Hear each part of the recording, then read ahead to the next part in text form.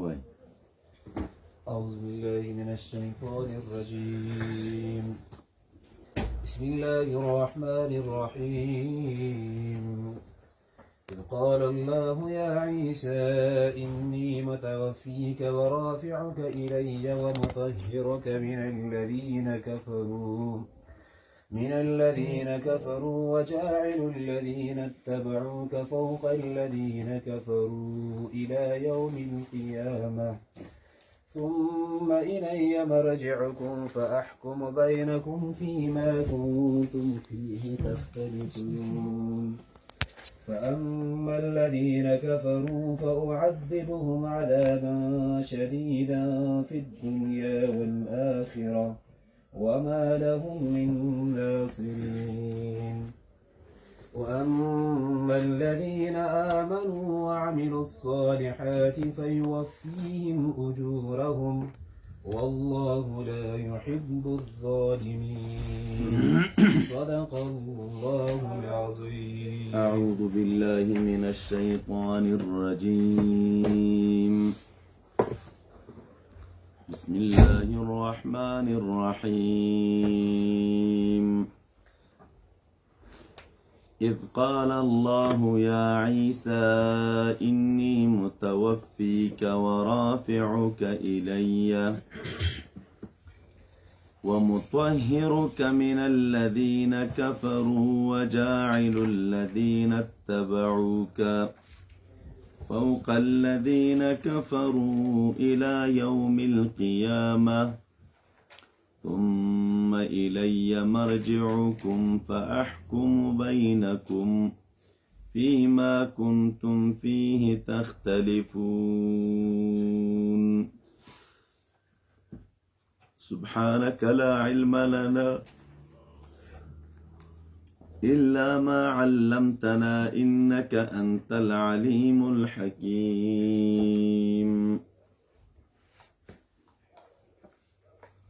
سورة آل عمران آیت نمبر 55 سپارہ دا دریمه. مخی آیت مبارک کی ذکر شول ومکروا ومکر الله. دی خلکو د حضرت عیسی علیه السلام د قتل او د وژلو د پاره تدبیر جوړ کا. الله تعالی د هغینا بهترین تدبیر جوړ کا. دا اذ قال الله یا عیسی د دغه بهترین تدبیر وضاحت ده. هغه بهترین تدبیر څنګه و؟ نو رب کریم فرمای اذ قال الله کله چې اویل باری تعالی یا عیسی اے عیسی علیہ السلام انی متوفیکا یقینا زپورا اخلم تالرا. متوفیکا مانا پورا اخلم دا یو تعبیر. یا انی متوفیکا زوفات کوم تالرا ورافعک و پورتا کوم تالرا زان خپلتا ومطهرک او پاکوم تالرا من الذین کفروا داغی کسانونا چه کافران دی. وجاعل الذین اتبعوک او گرزوم اغا کسان چستا تابداری کڑی دا پا توحید کے فوق الذین دا پاس دا آغی کسانو کفرو چه آغا کافر دی الى یوم القیامت ترز دا قیامت پورے. ثم الی مرجعکم بیا ما ترجو او واپس استاسو دا فیصله بو کم پمین ستاسو کے پا آغا سکی چه وی تاسو پاغی کے تختلفون اختلاف مکو. بیا با دا قیامت پا ورز باندی دا فیصله ز ستاسو ترمنځ وکما. طالبانو د دې آیت مبارک ابتدا تراشی اذ قال الله یا عیسی انی متوفیکا. هغه واقعات کې چې الله تعالی عیسی علیہ السلام ته ویلې چې انی متوفیکا یقینا ز وفات کوم تعالی را. د آیت مبارک د ظاهر نه ځینې خلک استدلال کوي او د هغې د جملې نه د دې زماني یو ملعون چې پاکستان کې تیرو او نوم د هغه و غلام احمد قادیانی. دې سړي د نبوت او د پیغمبرۍ دعوه کړې وه. خو دا یاد کوي طالبانو چې د خپل نبوت او پیغمبري چې ثابتوله نو د هغې دپاره یو څه مقدمات وضع کول او د هغې مقدماتو د جملې نه یوه مقدمه دا وه چې د قول کو په وفات د حضرت عیسی علیه السلام او استدلال دې آیت نه کوو. او دا نن سبا چې څومره قادیانان دي هغې استدلال د دې نه کوي چې عیسی علیه السلام وفات دی. دا یوه مقدمه. د دې مقدمې نه بعد وروستو بیا دویمه خبره ده او هغه دویمه خبر څه شی وه؟ وایي چونکې الله تعالی خو وعده کړې ده چې حضرت عیسی علیه السلام به زه رالیږم په آخره زمانه کې. نو عیسی علیه السلام خو وفات شوی او کومه وعده چې الله تعالی د عیسی علیه السلام د رالیږلو کړې ده نو هغه عیسی موعود دا وایي زه یم. عیسی موعوده زه یم. باقی پاتې شو دا خبره چې عیسی علیه السلام خو وفات شوی دی نو زه وایي هغه عیسی علیه السلام نه یم، هغه خو وفات دی. زه چې یمه د هغې وایي مثل یمه او یا یې زوی او سوری یم. خپل عیسی علیه السلام عیاذا بالله وفات دی. نو که بیا ترنه دا پوښتنه وکړې چې خدای تعالی خو قرآن کریم کې فرمایي چې زه به عیسی علیه السلام راکوزومه، یا حدیثو کې خبره د نزول د عیسی علیه السلام راغلی او نزول خو راځي په معنا د راښکته کېدو سره د بره نه لاندې. نو دا خو ملایان خو پکې وو، اوس هم پکې شته دی ګمراه خلک. هغې به ویل چې دلته دا کم انزال دی نو دا په معنا د بره نه ښکته راتلل نه دي بلکې دا دی په معنا د چا سره؟ د پیدایش سره. په معنا د چا سره؟ او دا نمونه تاسو ته ما ویلی و چې یو ځای کې د انزال په معنا د پیدایش سره وي لکه قرآن کریم کې راځي. مخکې مې درته ویلي و انزلناکې وانزلنا الحدیده، مونږ حدید نازل کړی. نو دا معنا خو نه وه چې حدید مو د بره نه لاندې نازل کړی. هلته مو انزله په معنا د چا سره اخیسته؟ د خلق سره. رب کریم فرمایي انزلنا الحدیده، مونږ حدید نازل کړی، یعنی ما اوسپنه پیدا کړې ده. نو دی به ویل چې زه دا کومه خبره د انزال او د راکوزېدو د عیسی علیه السلام چې ذکر ده په احادیثو کې وایي هغه په معنا د پیدایش سره ده. نو خلاصه دا چې رب کریم زه پیدا کړم او دا عیسی علیه السلام مثل یم. هر چې خپل عیسی علیه السلام نو هغه وفات شوی دی عیاذا بالله. استدلال کوم ځای نه کوي دې ځای نه.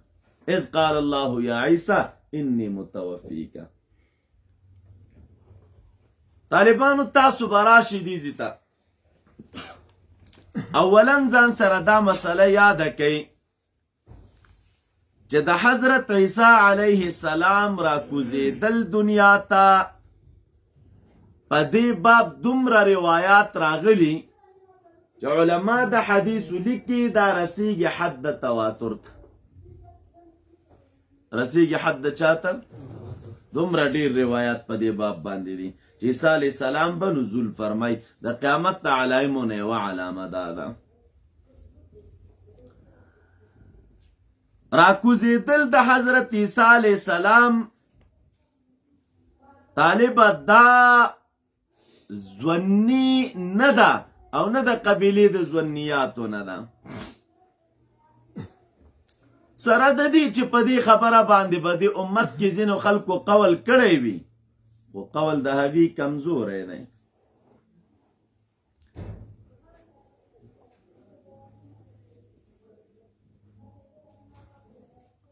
په دې امت کې مودودی په دې قائل دی چې د حضرت عیسی علیه السلام راکوزېدل دا د قبیلې د یقینیاتو نه ده بلکې دا د قبیلې د ظنیاتو نه ده. د دیوبند په علماو کې سندي صاحب د دې قائل دی چې د عیسی علیه السلام راکوزېدل دا د یقینیاتو د جملې نه ده بلکې دا مسله د ظنیاتو نه ده. نور جمهور امت په دې قائل دی چې د عیسی علیه السلام راکوزېدل دنیا ته په دې باب چې څومره روایات راغلي دي ان حد تواتر ته رسیږي او تواتر ځون نه پیدا کوي بلکې پیدا کوي چا لره قطعیت لره. دا خبر یقیني ده چې حضرت عیسی علیه السلام به راکوزېږي. دویمه مسله دا طالبه چې عیسی علیه السلام وفات شوی او که نه دی وفات شوی. نو رایه د مسلمانانو دا ده چې حضرت عیسی علیه السلام وفات شوی نه دی بلکې رب کریم اسمانونو ته ژوندی پورته کړی دی او د قیامت نه وړاندې به مبارک راکوزېږي لاندې ځمکې ته. چې هر کله الله تعالی ژوندی پورته کړی نو دې آیت سره څه چل کې چې اذ قال الله یا عیسی انی متوفیکا دلته خو وفات ذکر دی. نو تاسو به اوه طالب دلته علماو د وفات معناګانې کړي دي. تفسیر کبیر کې امام رازی رحمه الله وی هغه داسې معنا کوي وروستو درته تحقیقي قول وایم. اذ قال الله یا عیسی هغه وخت یاد که چې الله تعالی ویل ای عیسی یا کله چې ویل الله تعالی ای عیسی انی متوفیکا انی متمم عمرکا زه پوره کوونکی یم عمر ستا لره نو فلا یقتلوک دا خلق تا نشي وژلی بل رافعوک الی السماء بلکې زه پورته کوم تا لره اسمان ته. خلق دی وژلی نشي دا عمر ستا پوره کومه او اسمان ته دی پورته کوم اسمان ته دی پورته کوم. دا یو تاویل چې طالب امام رازی راخسته. دویم علما لیکي دویم دلته تقدیر دسی لګو اذ قال الله یا عیسی انی متوفیکا انی قابضک من الدنیا بلا موتنا یقینا ز قبض کوم تعالی را د دنیا نه بلا موتن بغیر د مرګ نه درم تاویل علما دا ذکر کئی اذ قال الله یا عیسی انی متوفیکا انی مستوفی عملکا. سلورم قول علما دا ذکر کئی اذ قال الله یا عیسی انی متوفیکا انی منیمکا یقینا ز ادکوم تعالی ورافعک الی او د امدیو د کیدو په حالت کې دی پورته کوم اسمان ته. راز په کیسه شه دی څه د پاره ودکئ ځکه ډیر لوی او اوږد سفر دی. رب کریم ورته وی ودکوم دی بیا د اسمان ته خیجوم د پاره د سکون او د راحت. پنځم قول علما دا ذکر کوي او کته وی چالکه وفات چرته په معنا د ود کېدو یا په معنا د خوب راغلی قرآن کریم کې وی آو الله تعالی سوره انعام کې وی شپیتم نمبر آیت دی هو الذی یتوفاکم باللیل الله تعالی هغه ذات دی چې وفات کوي تاسو لره د شپې. نو ګوره دلته یتوفاکم راغلی وفات په معنا د خوب سره. الله تعالی هغه ذات دی چې وده کوي تاسو لره د شپې مو وده کوي. یا دویمه نمونه چې د قرآن کریم کې شته سورہ زمر کے راضی اللہ تعالی فرمائی اللہ یتوفى الانفس حین موتها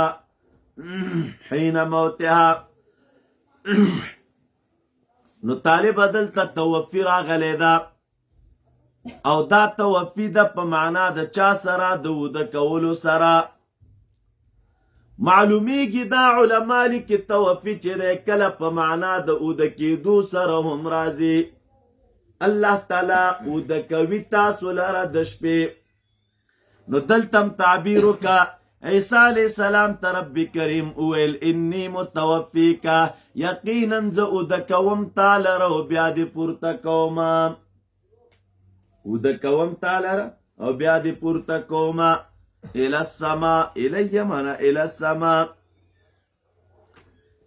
طالبش پنځم تحقیقی جواب ځان سره د آیات کوي تحقیقی جواب وی مونږ راغلو دلته د توفی معنا مو الټوله د لغت په کتابونو کې وفات چاته ویلی کیږي نو د کتابونو د لغت نه دا خبر را څرګندیږي د وفات معنا د طالبه قبض الشیء وافینا یا اخذ الشیء وافینا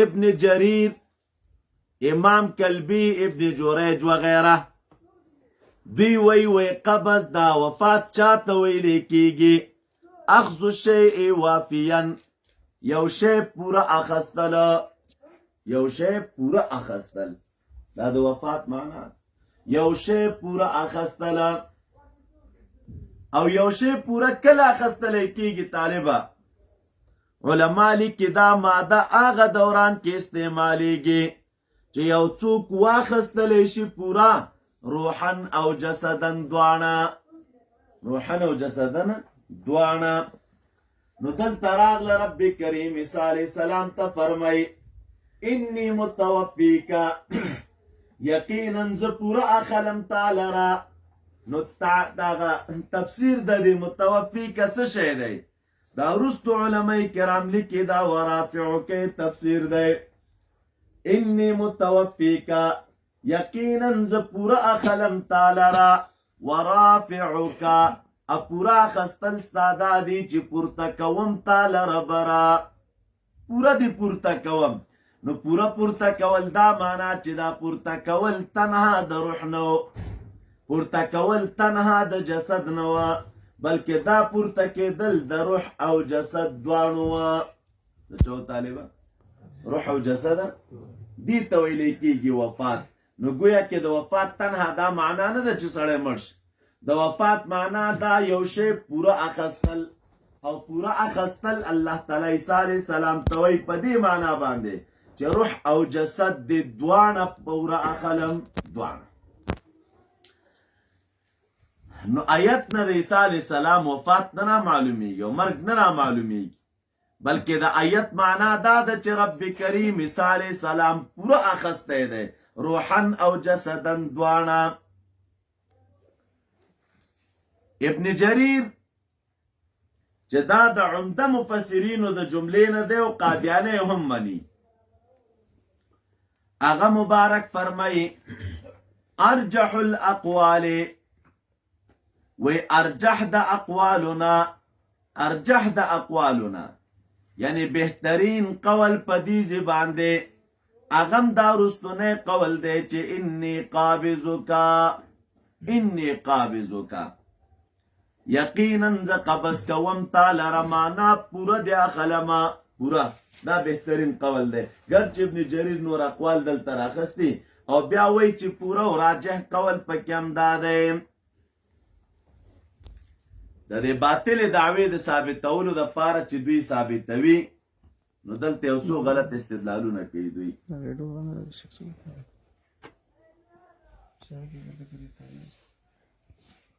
صحیح ده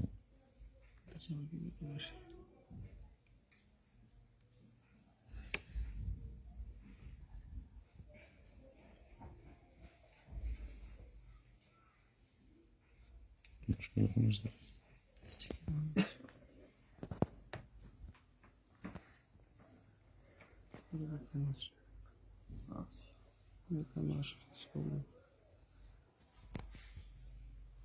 تو ده نه خیلی